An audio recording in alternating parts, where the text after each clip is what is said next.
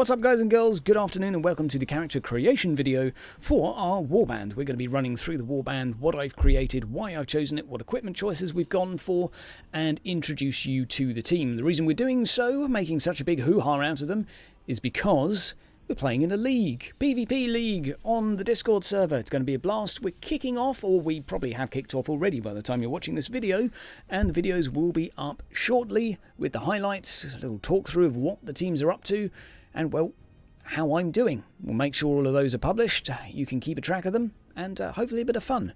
Now, kick things off, our leader that we've chosen. We are going for the typical crossbow pistols to begin with. Now, this does add a little bit of team rating onto the equation, but it's okay.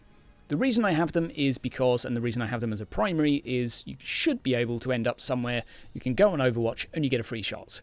With a bit of luck, he'll get 2 shots off before anyone even gets engaged, if we have the high ground, if we have a positional advantage. We then have the greatsword ready and waiting to be used. Now, the greatsword in terms of damage output is by far superior. 15% critical while he's wielding this, and I will probably build him into accuracy for this. So his hit chance is not going to be great, but his crit chance is going to be pretty decent, and that's my plan for him. We're also going to be building him as an agility dodge tank, so he's on 50 already thanks to his passive. Amazing. Once we get that a bit higher, I might give him some light armor, but for now I'm happy with 50. Another couple of points of agility. He'll be flying up there. Single-handed weapon would put him up to 60. Is it worth it? In my opinion, no, because he needs to do damage, and with this, he can deal up to 86 damage per turn. It's unlikely to happen, and in fact you will do slightly less on the follow-up swing, so it's going to be more like, I don't know, 82 damage per turn potential, which is huge. Obviously that's nothing, well, the crossbow pistols are nothing compared to that. You have a maximum of 44, but again it's ranged, you're mobile, and you're not getting bonked in return. We've given him a helmet just for the stun resistance. It gives him 5%, and he's not going to be using perception chance at all, so that's absolutely fine. Now we move on to character number 2. This is going to be our knight. Now, you'll see I've given him 2 single-handed weapons, meaning he now can basically no longer dodge. He still has some parry, and this character gets plus 10% to his parry naturally. Now, the reason I took the shield off and didn't give him something like a great axe is because if I do this, sure, his damage goes up a little bit. From the 2 single-handed weapons. It's on 42 now. However, we do have the slight obstacle that he doesn't have a parry stance anymore, so he has a 0 mitigation. Whereas if I give him a mace, which is plus 4% to hit, 17 to 25, it's not amazing, but it's better than nothing, and a sword, which is going to be minus 25% because it's in the offhand.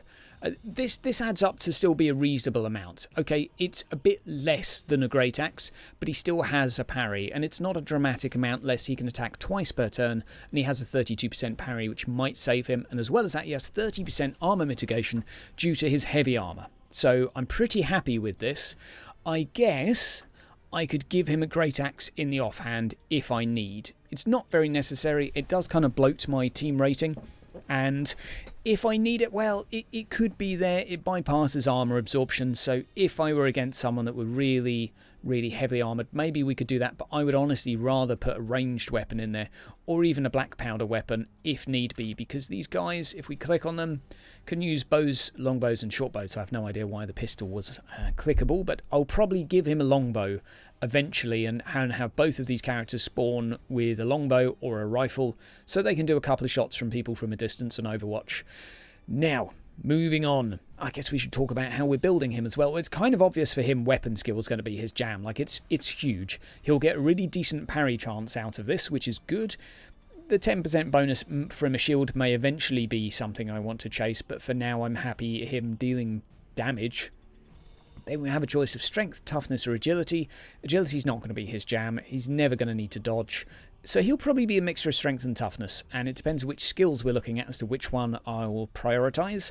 We'll then move down to leadership, intelligence, alertness, and this kind of, well, leadership is going to be good for him. He's going to be doing the taunts and insults on enemies, which are going to be making them flee or reducing their melee resist. It's going to be absolutely key. He won't be able to do it on the turns he charges in. He's wearing heavy armor. He's going to be slow and difficult to maneuver around the map.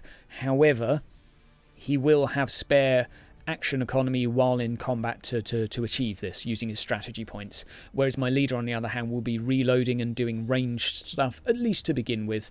So that's why I think this guy will probably favour leadership, whereas this guy I will probably go for a mixture of leadership, maybe a little bit of alertness to go for the extra dodge, which you can pick up via one of the skills, I believe. I need to double check that. Anyway, we're on to flags now. Sticking with the great flails for them because they're a nice mixture of damage and they still allow you the opportunity to have some decent initiative. So damage, not as good as a two-handed something else, but hey, initiative +5, pretty decent. So happy enough with that. They won't get to sort of attack last every single turn. 2 of those, pretty standard, and same as the knight, we're going for more damage but still maintaining a parry stance. Actually, the reason I didn't go for a two-hander on this guy is to keep his initiative high. If we go for a two-hander and I don't have a spare great flail, otherwise I would have used one of those.